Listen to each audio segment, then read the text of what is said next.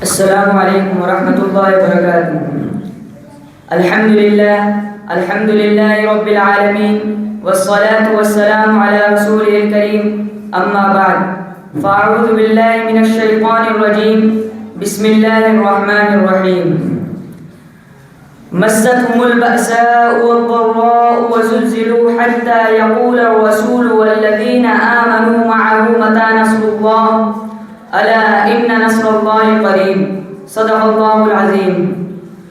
بستیاں چاند ستاروں پہ بسانے والوں، بستیاں چاند ستاروں پہ بسانے والوں، کرۂ ارض پہ بجھتے چلے جاتے ہیں چراغ۔ صدر محترم، اساتذہ کرام اور میرے عزیز ساتھیوں، یہ ایک ناقابل تردید حقیقت اور ناقابل انکار صداقت ہے، اور پوری اسلامی تاریخ اس پر شاہد بھی ہے کہ آج تک جس نے بھی اس دھرتی پر حق کا اعلان کیا، اس پر مصیبتوں کے پہاڑ ٹوٹے، پریشانیوں نے اسے گھیرا اور سخت ابتلا اور کڑی آزمائش کی بھٹی میں اسے تپایا گیا۔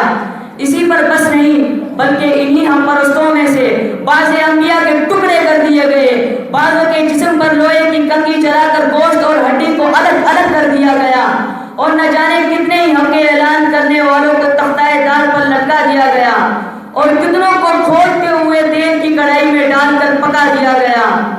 ان تمام آلام و مصائب کے باوجود ان برگزیدہ بندوں میں سے کوئی دین اسلام سے نہیں پھرا، بلکہ ثبات و استقلال کا پہاڑ بنا رہا۔ لہذا اسی سنت الہی کے تحت سارے حق پرستوں کے سردار امام الانبیاء والرسل محمد عربی صلی اللہ علیہ وسلم کو بھی ناقابل تصور امتحان و ابتلا کے دور سے گزرنا پڑا۔ حاضرین گرامی، آپ صلی اللہ علیہ وسلم کو بھی حق و صداقت کا اعلان کرتے ہی مصائب کے ہجوم نے آ گھیرا۔ اب تک جو لوگ ادب و احترام کی وجہ سے نام نہیں لیتے تھے بلکہ صادق و امین کہہ کر پکارتے تھے، اب وہی جانی دشمن بن گئے۔ سوائے چند لوگوں کے پورا شہر اور پورا خاندان مخالف ہو گیا۔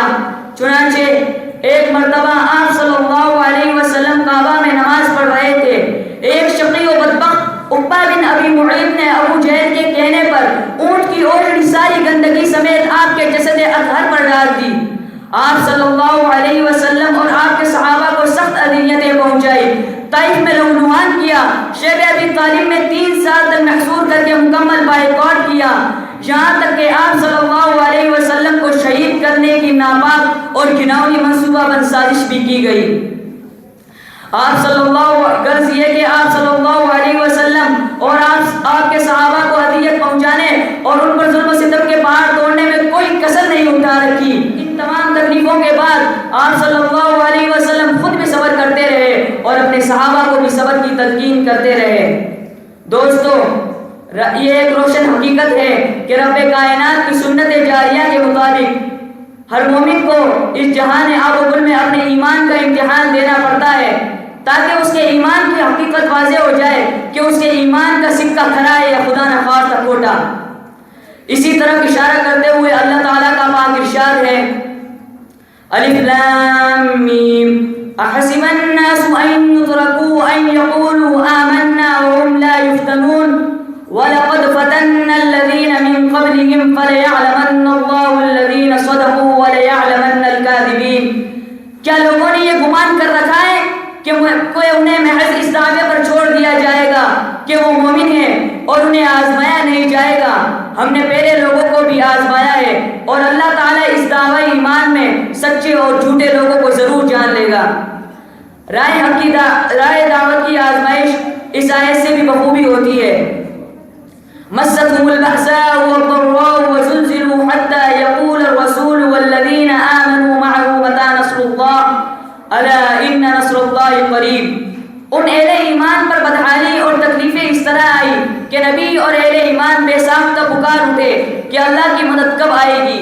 اللہ کی طرف سے خوشخبری سناتے ہوئے کہا گیا کہ سن لو، اللہ کی مدد جلد آنے والی ہے، الا ان نصر اللہ قریب۔ دوستو، رائے حق میں آزمائی ضروری ہوتی ہے۔ اگر بندہ ان تمام تکلیفوں کا صبر و احتساب کے ساتھ سامنا کرے گا تو وہ اللہ تعالیٰ کے نزدیک مقبول و محبوب ہوگا، اس کے بعد ہی مدد و نصرت کے دروازے کھلیں گے۔ وآخر دعوانا الحمد للہ رب العالمین۔